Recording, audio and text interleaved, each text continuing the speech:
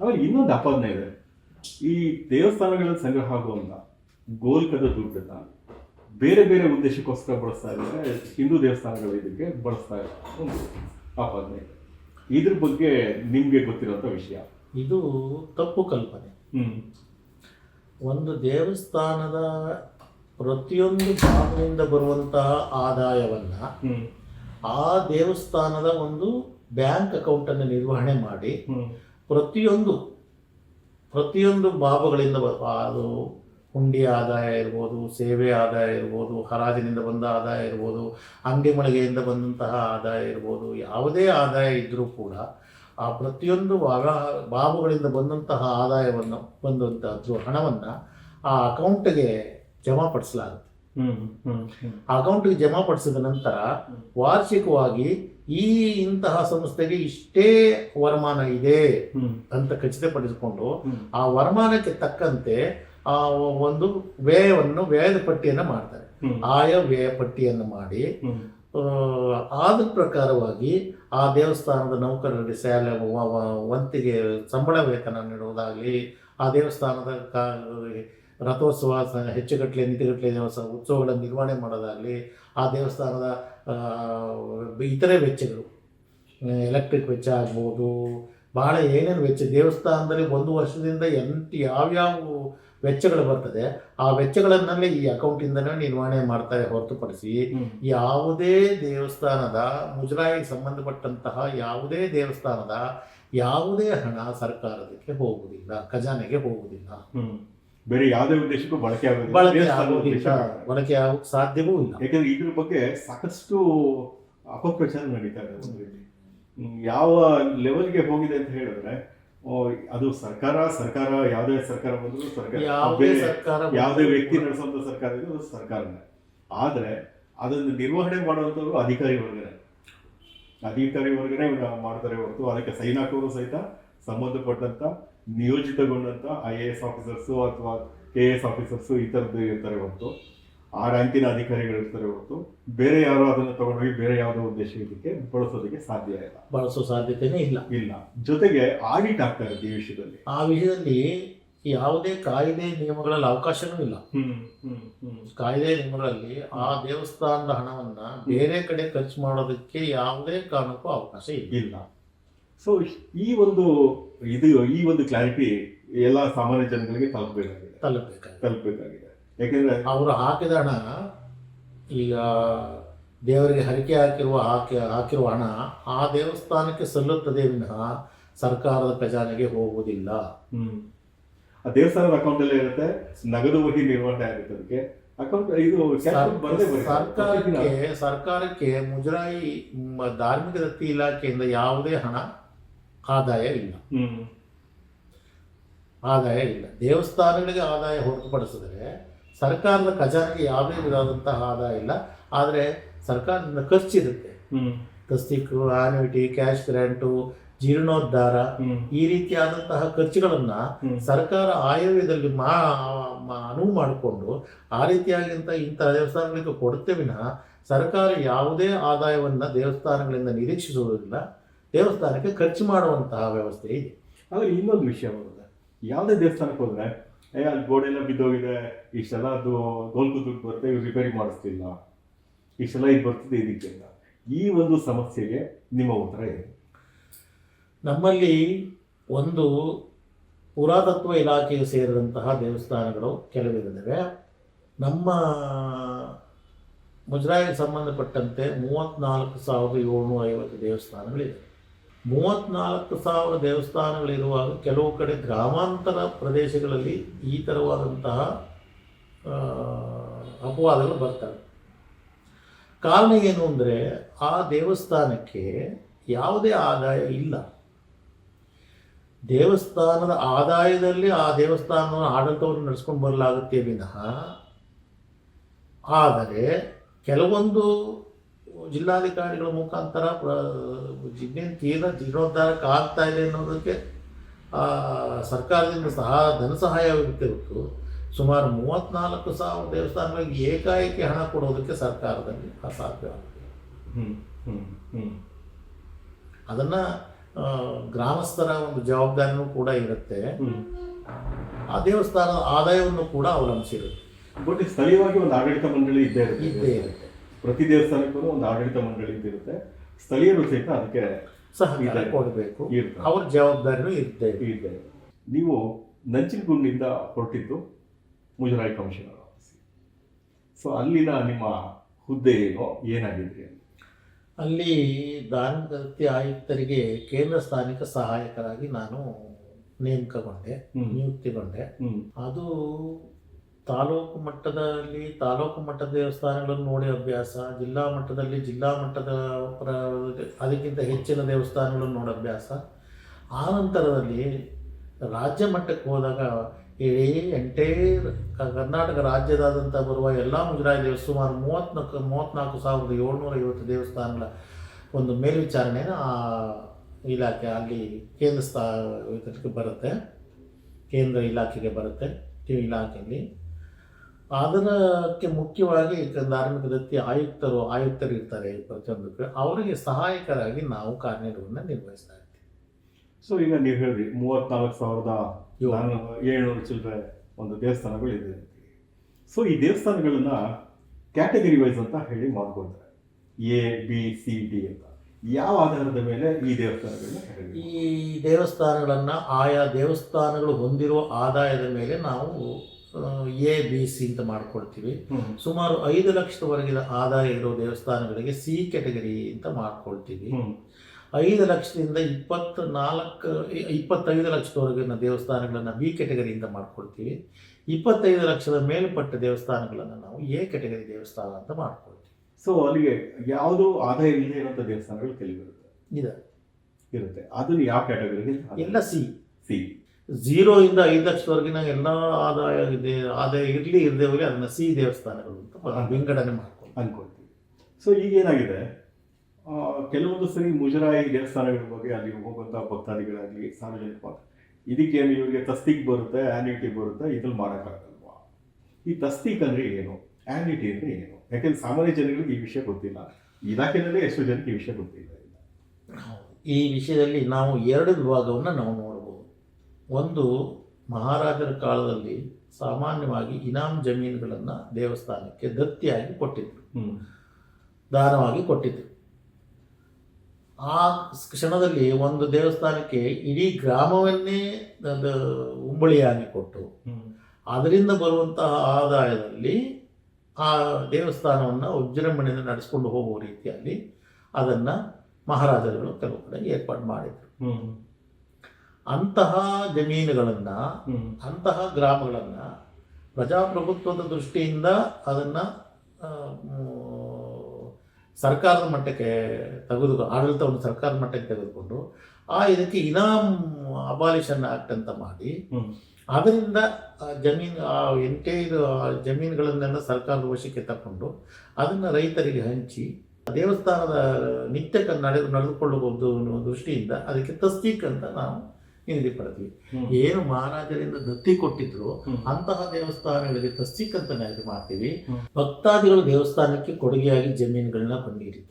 ಅವರಲ್ಲಿದ್ದಂತಹ ಜಮೀನಿನಲ್ಲಿ ಅವರು ನಡೆಸಿಕೊಂಡು ಬರುವಂತಹ ಉತ್ಸವಗಳನ್ನ ಅವರ ವಂಶಪಾರಂಪರ್ಯವಾಗಿ ನೆರವೇರಿಸಿಕೊಂಡು ಹೋಗುವ ದೃಷ್ಟಿಯಿಂದ 2 ಎಕರೆ 3 ಎಕರೆ 5 ಎಕರೆ ಜಮೀನುಗಳನ್ನು ದೇವಸ್ಥಾನಕ್ಕೆ ನೀಡಿ ಅದರಿಂದ ಬಂದಂತಹ ಉತ್ಪತ್ತಿಯಿಂದ ಅವರು ಸೂಚಿಸುವಂತಹ ಸೇವೆಗಳನ್ನು ನೆರವೇರಿಸಿಕೊಂಡು ಹೋಗುವಂತಹ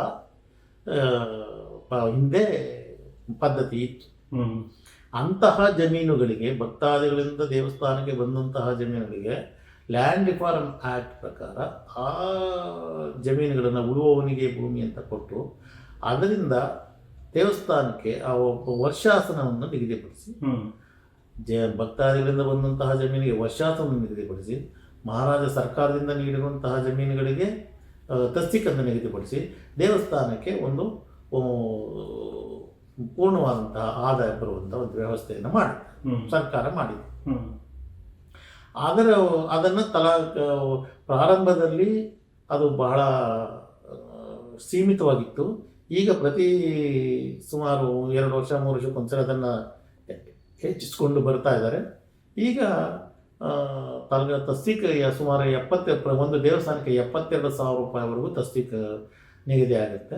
ಯಾವುದೇ ಅದೇ ಇಲ್ಲದೆ ಇರುವಂತ ದೇವಸ್ಥಾನ, ಜಮೀನು ಇದ್ದ ದೇವಸ್ಥಾನ, ದೇವ್ರ ಜಮೀನು, ಇನಾಮ್ ಜಮೀನು ಇದ್ದ ದೇವಸ್ಥಾನಗಳಿಗೆ ಮಾತ್ರ.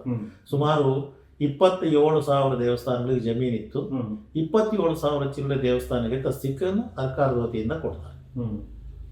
ಈಗ ಕೆಲವೊಂದು ಸರಿ ಈಗ ಈ ಪ್ರಶ್ನೆಗೆ ಮುಂದಕ್ಕೆ ಬರ್ತಾ ಇದ್ದಾಗ ಇನ್ನು ಕೆಲವು ದೇವಸ್ಥಾನಗಳಿವೆ ಈ ಸೌಲಭ್ಯ ಇಲ್ಲದೆ ಇರುವಂಥ ದೇವಸ್ಥಾನಗಳು, ಅವುಗಳನ್ನ ಆಡಳಿತ ನಿರ್ವಹಣೆ ಹೇಗಾಗ್ತದೆ?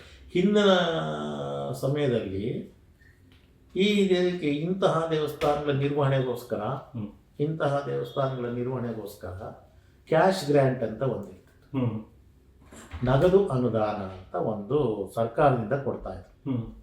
ಆ ನಗದು ಅನುದಾನವನ್ನು ಪಡೆದುಕೊಂಡು ಆ ದೇವಸ್ಥಾನದ ನಿರ್ವಹಣೆಯನ್ನು ತಹಶೀಲ್ದಾರ್ ಮುಖಾಂತರ ನೆರವೇರಿಸ್ತಾರೆ. ತಹಶೀಲ್ದಾರ್ ಮುಖಾಂತರ ಏನೂ ಆದಾಯ ಇಲ್ಲದ ದೇವಸ್ಥಾನಗಳಿಗೆ ಆ ದೇವಸ್ಥಾನದ ಸೇವೆಗಳು, ಆ ದೇವಸ್ಥಾನಗಳ ಹುಂಡಿ ಎಲ್ಲ ನಿರ್ವಹಣೆಯನ್ನು ಮಾಡಿಕೊಂಡು ಈ ದೇವಸ್ಥಾನದ ಸರ್ಕಾರದಿಂದ ಬರುವಂತಹ ಕ್ಯಾಶ್ ಗ್ರಾಂಟಿಂದ ಇಂತಹ ದೇವಸ್ಥಾನಗಳನ್ನು ನಿರ್ವಹಿಸ್ಕೊಂಡು ಬರೋದನ್ನು ನಾವು ಬಹಳಷ್ಟು ನೋಡ್ತೀವಿ. ಸೊ ಈಗ ಇನ್ನೊಂದು ವಿಷಯ ಏನಂತ ಹೇಳಿದ್ರೆ, ಸಾಮಾನ್ಯವಾಗಿ ದೇವಸ್ಥಾನಗಳು ಪುರಾತನ ದೇವಸ್ಥಾನ ಆದರೆ ಸೆಂಟ್ರಲ್ ಆರ್ಕಿಯಾಲಜಿ ಅಥವಾ ಸ್ಟೇಟ್ ಆರ್ಕಿಯಾಲಜಿ ಒಂದು ಮೇಂಟೆನೆನ್ಸ್ ಇರ್ತದೆ. ಸಾಮಾನ್ಯ ಹೆಚ್ಚಿನ ಭಾಗ ಬಂದು ಸೆಂಟ್ರಲ್ ಆರ್ಕಿಯಾಲಜಿ ಇರುತ್ತೆ. ಒಂದು ಪೀಸ್ ಆಫ್ ಬ್ರಿಕ್ ಮುಟ್ಟಬೇಕು ಅಂತಂದ್ರೂ ಮುಜರಾಯಿ ಸಂಸ್ಥೆಗೆ, ಮುಜರಾಯಿ ಇದಕ್ಕೆ ಆಗಲಿ ಅವಕಾಶ ಇಲ್ಲ. ಈ ಒಂದು ಕ್ಲಾರಿಟಿ ಎಷ್ಟೋ ಜನಕ್ಕೆ ಸಾಮಾನ್ಯವಾಗಿ ಗೊತ್ತಿಲ್ಲ. ಸೊ ಈ ವಿಚಾರನೂ ಸಹಿತ ಈ ಮೂಲಕ ತಿಳಿಸ್ಬೇಕಾದಂಥ ಅನಿವಾರ್ಯತೆ ಇದೆ. ಈಗ ಸುಮಾರು 100 ವರ್ಷಗಳ ಹಿಂದಿನ ದೇವಸ್ಥಾನಗಳನ್ನು, ಒಂದು ಐತಿಹಾಸಿಕ ಹಿನ್ನೆಲೆ ಇರುವ ದೇವಸ್ಥಾನಗಳನ್ನು ಕೇಂದ್ರ ಪ್ರಾಚ್ಯವಸ್ತು ಇಲಾಖೆಯಿಂದ ಅದನ್ನು ಸಂರಕ್ಷಿಸೋಸ್ಕರವಾಗಿ ಉತ್ತಮವಾದ ನಿರ್ವಹಣೆಯನ್ನು ನೋಡೋದಕ್ಕೋಸ್ಕರವಾಗಿ ಅಂಥ ದೇವಸ್ಥಾನಗಳನ್ನು ಕೇಂದ್ರ ಪ್ರಾಚ್ಯವಸ್ತು ಇಲಾಖೆಗೆ ವಹಿಸ್ಕೊಂಡಿದ್ದಾರೆ. ಅಂತಹ ದೇವಸ್ಥಾನಗಳಲ್ಲಿ ಧಾರ್ಮಿಕ ವಿಧಿವಿಧಾನಗಳನ್ನು ಅನುಸರಿಸಿಕೊಂಡು ಬರೋದು ಮಾತ್ರ ನಮ್ಮ ಇಲಾಖೆ ಕರ್ತವ್ಯ. ಯಾವುದೇ ಒಂದು ಸಣ್ಣ ರಿಪೇರಿಯನ್ನು ಮಾಡೋದಕ್ಕೂ ಕೂಡ ನಮಗೆ ಅವಕಾಶವನ್ನು ಇರುವುದಿಲ್ಲ. ಏಕೆಂದರೆ ಅದರ ಒಂದು ಪರಂಪರೆಯನ್ನು ಈಗ ನಾವು ಒಂದು ದೇವಸ್ಥಾನದಲ್ಲಿ ಯಾವುದೋ ಭಾಗ ಬೀಳ್ತಾ ಇದೆ ಅಂದರೆ ಅದನ್ನು ಕಿತ್ತು ಹಾಕಿ ಒಂದು ಮಾಡರ್ನ್ ರೀತಿ ನಾವು ಮಾಡ್ತೀವಿ. ಅದು ಕೇಂದ್ರ ಪ್ರಾಚ್ಯವಸ್ತು ಇಲಾಖೆಗೆ ಸಖ್ಯವಲ್ಲ. ಅವರು ಆ ಪ್ರಾಚೀನತೆಯನ್ನು ಉಳಿಸ್ಕೊಳ್ಬೇಕಾಗಿರೋದ್ರಿಂದ ಆಗಿನ ಕಾಲದ ಪ್ರಾಚೀನತೆಗೆ ತಕ್ಕಂತೆ ಅದನ್ನು ರಿಪೇರಿ ಮಾಡಬೇಕಾಗಿರೋದ್ರಿಂದ ಇದಕ್ಕೆ ಬೇರೆಯವರಿಗೆ ಯಾರಿಗೂ ಅವಕಾಶ ಕೊಡದೆ ಇಲಾಖೆಯಿಂದಲೇ ಅದನ್ನೇ ನಿರ್ವಹಣೆ ಮಾಡ್ಕೊಂಡು ಬರ್ತಿದ್ದಾರೆ. ತಲಕಾಡು ವೈದ್ಯನಾಥೇಶ್ವರ ದೇವಸ್ಥಾನ ಇರ್ಬೋದು, ನಂಜನಗೂಡು ನಂಜುಂಡೇಶ್ವರ ದೇವಸ್ಥಾನ ಇರ್ಬೋದು, ಶ್ರೀರಂಗಪಟ್ಟಣ ರಂಗನಾಥ ಸ್ವಾಮಿ ದೇವಸ್ಥಾನ ಇರ್ಬೋದು, ಇಂತಹ ದೇವಸ್ಥಾನಗಳನ್ನು ಸಂಪೂರ್ಣವಾಗಿ ಕೇಂದ್ರ ಪ್ರಾಚ್ಯವಸ್ತು ಇಲಾಖೆಯಿಂದಲೇ ನಿರ್ವಹಿಸ್ಕೊಂಡು ಬರ್ತಾ ಇದ್ದಾರೆ. ಅತ್ಯುತ್ತಮವಾಗಿ ನಿರ್ವಹಿಸ್ಕೊಂಡು ಮುಜರಾಯಿ ನಮ್ಮ ಕರ್ನಾಟಕದ ಮುಜರಾಯಿ ಏನಾಗಿದೆ, ಬರೀ ಕರ್ನಾಟಕದಷ್ಟೇ ಕೆಲಸ ಮಾಡ್ತಾ ಇಲ್ಲ, ಬೇರೆ ಬೇರೆ ರಾಜ್ಯಗಳ ಕೆಲಸ. ಈ ಒಂದು ವಿಸ್ತಾರತೆ ಬಗ್ಗೆ ನೀವು ಹೇಳೋದಾದ್ರೆ, ಮಹಾರಾಜರುಗಳು ಕರ್ನಾಟಕದ ಭಕ್ತಾದಿಗಳಿಗೆ ಅನುಕೂಲ ಆಗಲಿ ಅನ್ನೋ ದೃಷ್ಟಿಯಿಂದ ತಿರುಪತಿ, ಆಂಧ್ರದ ಶ್ರೀಶೈಲಮ್ಮು, ವಾರಣಾಸಿ, ಕಾಶಿ ವಿಶ್ವನಾಥನ ದೇವಸ್ಥಾನ ಪಕ್ಕ, ಮಹಾರಾಷ್ಟ್ರದಲ್ಲೂ ಕೂಡ 1-2 ಕಡೆ ಇಂಥ ಪಂಡ್ರಾಪುರ ಈ ಥರ ಕಡೆಗಳಲ್ಲಿ ಮಹಾರಾಜನ ಛತ್ರವನ್ನು ನಿರ್ಮಾಣ ಮಾಡಿದ್ದಾರೆ. ಆ ಛತ್ರದ ನಿರ್ವಹಣೆಗಳೆಲ್ಲ ನಮ್ಮ ಇಲಾಖೆ ಸುಪರ್ದಿಗೆ ಬರ್ತದೆ. ಸೊ ಇದು ಬೇರೆ ರಾಜ್ಯಗಳಲ್ಲಿ ಇದ್ರೂ ಕೂಡ ನಮ್ಮ ರಾಜ್ಯದಲ್ಲಿ ನೇಮಕವಾದಂತಹ ಅಧಿಕಾರಿಗಳನ್ನ ಅಲ್ಲಿಗೆ ನಿಯೋಜನೆಗೊಳಿಸಿ ಅವ್ರ ಮುಖಾಂತರ ಆ ಛತ್ರಗಳ ನಿರ್ವಹಣೆಯನ್ನು ಮಾಡ್ತಾರೆ. ಆದ್ರೆ ಸ್ಥಳೀಯವಾಗಿರೋರು ಮಾತ್ರ ಅಲ್ಲಿ ಕೆಲ ಹುದ್ದೆ ಕ್ಲೀನಿಂಗು ಮತ್ತೆ ನಿರ್ವಹಣೆ, ಬಾಕಿ ಅಂತ ಏನಿದೆ ಆಡಳಿತ ನಿರ್ವಹಣೆ ಎಲ್ಲ ಪೂರ್ತಿ ನಮ್ಮ ಕರ್ನಾಟಕ ಸರ್ಕಾರದ ಇಲಾಖೆಯಿಂದ ನಡ್ಕೊಂಡು. ಆ ರೀತಿ ಎಷ್ಟು ಜನ ಹೊರಗಡೆ ಕೆಲಸ ಮಾಡ್ತಾರೆ? ಆ ರೀತಿ ಬಹಳ ಬೆರಳೆಣಿಕೆ ಅಷ್ಟು. ಇವತ್ತೆಲ್ಲ ಒಂದು 10-25 ಒಳಗೆ ಸಿಬ್ಬಂದಿ ಕೆಲಸ ಮಾಡ್ತಾರೆ. ಓಕೆ. ಸೊ ಮುಜರಾಯಿ ದೇವಸ್ಥಾನ ಒಂದು ಇಲಾಖೆ ನಾವು ಅಂದ್ಕೊಂಡಾಗೆ ಅಸ್ತಿತ್ವ ಸುಮಾರು 1970ರಿಂದಲೂ ಇದೆ ಅಂತ ಹೇಳಿ ಕೇಳ್ತಿದ್ದಾರೆ. 70ರಲ್ಲಿ ಒಂದು ಮೊದಲನೇ ರಿಲಿಜಿಯಸ್ ಅಂಡ್ ಚಾರಿಟಬಲ್ ಆಕ್ಟ್ ಅಸ್ತಿತ್ವಕ್ಕೆ ಬಂದು ಅಂತ ಹೇಳಿ. ಅಲ್ಲ, ಈ ಆಕ್ಟ್ ಬಹಳ ವರ್ಷಗಳಿಂದ ಇದೆ. ಸಾಮಾನ್ಯವಾಗಿ ಮುಜರಾಯಿನಲ್ಲಿ ಹಿಂದೆ 5 ಆಕ್ಟ್ ಜಾರಿಯಲ್ಲಿತ್ತು. Old Mysore act, Kodagu act, HRNC act, Coorg Hyderabad act, Bombay act. ಇದು ಆಯಾಯ ಪ್ರಾದೇಶಿಕವಾದಂತಹ ದೇವಸ್ಥಾನಗಳಿಗೆ ಅನ್ವಯವಾಗುವಂತೆ ಈ ಆಕ್ಟ್ಗಳನ್ನು ರಚನೆ ಮಾಡಲಾಗಿತ್ತು. ಆದರೆ 1997ರಿಂದ ಈಚೆಗೆ ಇದು ಈ ಹಿಂದೂ ಧಾರ್ಮಿಕ ದತ್ತಿ ಇಲಾಖೆ ಎಂಡೋಮೆಂಟ್ ಆಕ್ಟ್ ಅಂತ ಸಪ್ರೇಟ್ ಆಗಿ ಬರುತ್ತೆ. ಇದು ಮೇ 2003ರಿಂದ ಇದು ಜಾರಿಗೆ ಬರುತ್ತೆ. 2003ರಿಂದ ಈ ಜಾರಿಗೆ ಬರುತ್ತೆ. ಅದಕ್ಕಿಂತ ಮುಂಚೆ ಈ ಏನು 5 ಆಕ್ಟ್ ಇತ್ತು, 5 ಆಕ್ಟ್ ಮುಖಾಂತರವಾಗಿ ಆಯಾಯ ಕಾಯ್ದೆಗೆ ಅನುಗುಣವಾಗಿ ಅಲ್ಲಿ ದೇವಸ್ಥಾನಗಳ ನಿರ್ವಹಣೆ ಮಾಡ್ಕೊಂಡು ಬರಲಾಗ್ತದೆ. ಈಗ ಪ್ರತಿಯೊಂದು ಇದಕ್ಕೂ ಹೋಗ್ಬೇಕಾದ್ರೆ ದೇವಸ್ಥಾನದಲ್ಲಿ ಆಗಮಗಳ ಪ್ರಕಾರ ಪೂಜೆ ಮಾಡ್ತಾರೆ. ಈಗ ಎಷ್ಟು ಥರ ಆಗಮಗಳಲ್ಲಿ ಪೂಜೆ ಆಗುತ್ತೆ ದೇವಸ್ಥಾನ? ಆಗಮದಲ್ಲಿ ಬಹಳಷ್ಟು ವಿಧದ ಆಗಮಗಳಿದ್ದಾವೆ. ಸಾಮಾನ್ಯವಾಗಿ ನಮ್ಮಲ್ಲಿ ಕರ್ನಾಟಕಕ್ಕೆ ಸಂಬಂಧಪಟ್ಟಂತೆ ಶೈವಾಗಮ ಬಹಳಷ್ಟು, ಈಶ್ವರನ ದೇವಾಲಯಗಳಲ್ಲಿ ಶೈವಾಗಮ, ವೀರಶೈವಾಗಮ, ವಿಷ್ಣು ಆಗಮ, ಪಾಂಚರಾತ್ರ ಆಗಮ, ಈ ಥರವಾದಂತಹ ಆಗಮಗಳನ್ನು ನೋಡ್ಬೋದು. ಆಗಮಗಳ ವಿಧಿ ಅಂದರೆ ಪೂಜಾ ವಿಧಾನ ಅಂತ. ಆಗಮ ಅಂತಂದ್ರೆ ಪೂಜಾ ವಿಧಾನ ಅಂತ ಹೇಳ್ಬೇಕಷ್ಟೇ. ಅದು ಒಂದೊಂದಕ್ಕೂ ಭಿನ್ನವಾಗಿರುತ್ತೆ. ಶೈವ ದೇವಸ್ಥಾನಗಳಲ್ಲಿ ಆಗಮ ಪೂಜಾ ವಿಧಾನಗಳಿಗೂ, ವಿಷ್ಣು ದೇವಸ್ಥಾನಗಳಲ್ಲಿನ ಪೂಜಾ ವಿಧಾನಗಳಿಗೂ ಇದಾಗಿರುತ್ತೆ. ಅದೇ ಗ್ರಾಮ ದೇವತೆ ದೇವಸ್ಥಾನಗಳಲ್ಲಿ ಆಗಮ ಸಾಮಾನ್ಯವಾಗಿ ಇರೋದಿಲ್ಲ. ಅದು ಆ ಗ್ರಾಮದ ರೀತಿಯಲ್ಲಿ ನಡ್ಕೊಂಡು ಹೋಗ್ತದೆ. ಗ್ರಾಮ ದೇವಸ್ಥಾನಗಳಲ್ಲಿ ಆಗಮೋಕ್ತ ದೇವಸ್ಥಾನಗಳಲ್ಲಿ ಮಾತ್ರ ಈ ವಿಧವಾದಂತಹ ಪದ್ಧತಿಯನ್ನು ನಾವು ನೋಡ್ಬೋದು.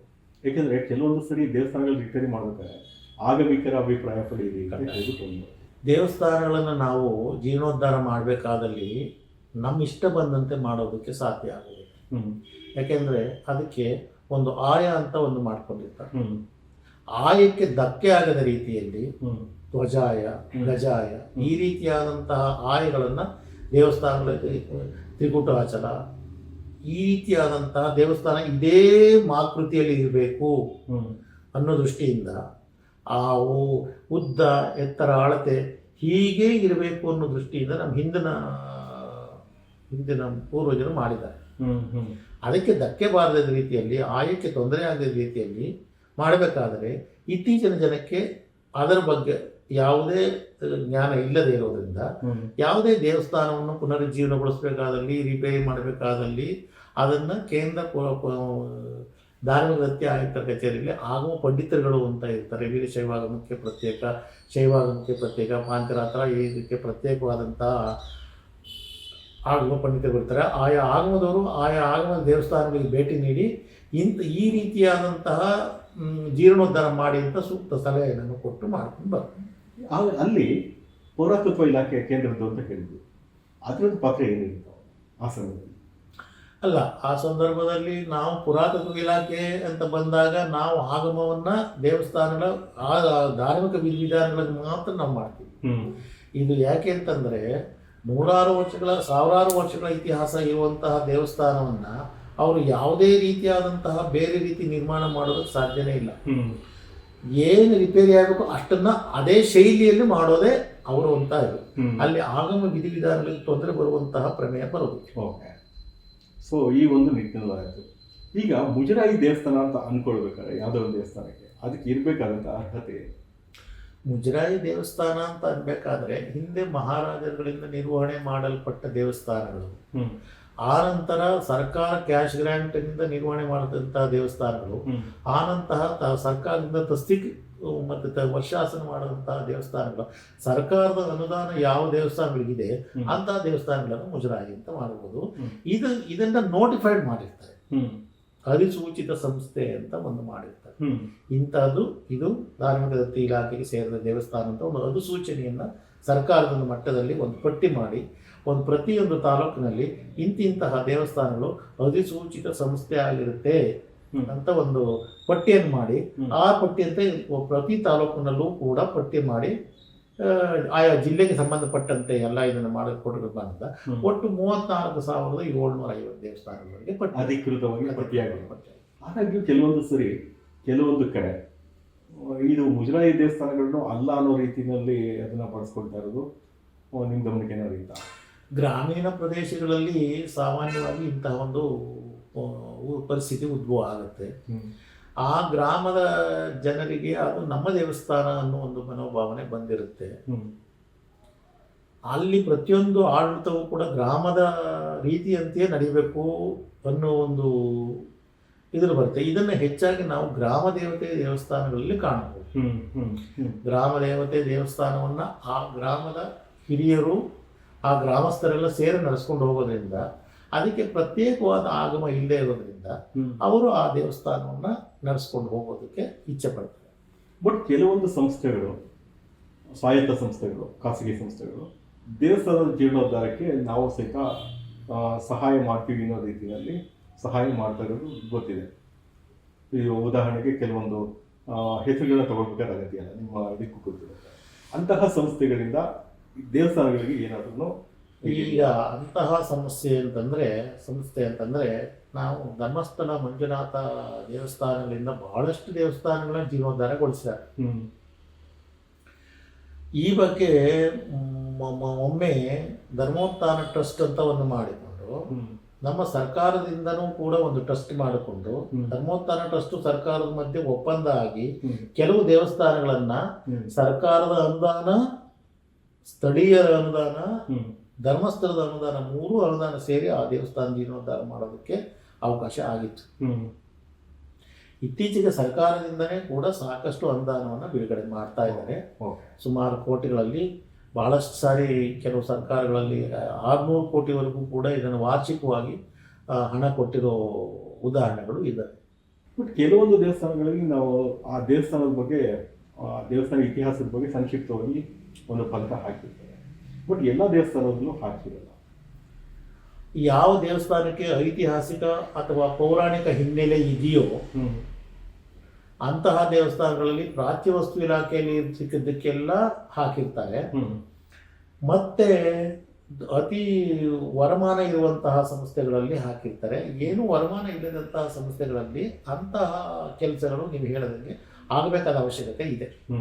ಖಂಡಿತವಾಗ್ಲೂ ಆ ದೇವಸ್ಥಾನದ ಚರಿತ್ರೆ, ಪೌರಾಣಿಕ ಹಿನ್ನೆಲೆಯನ್ನು ಮತ್ತು ಚಾರಿತ್ರಿಕವಾದ ನಿರ್ಮಾಣವಾದಂತಹ ಇದನ್ನು, ಆ ದೇವಸ್ಥಾನದ ಮಹಿಮೆ, ಅದು ಎಲ್ಲ ಪ್ರತಿಯೊಂದು ಅದನ್ನು ಮಾಡಬೇಕು ಅಂತ ಸರ್ಕಾರದ ಆದೇಶ ಇದೆ.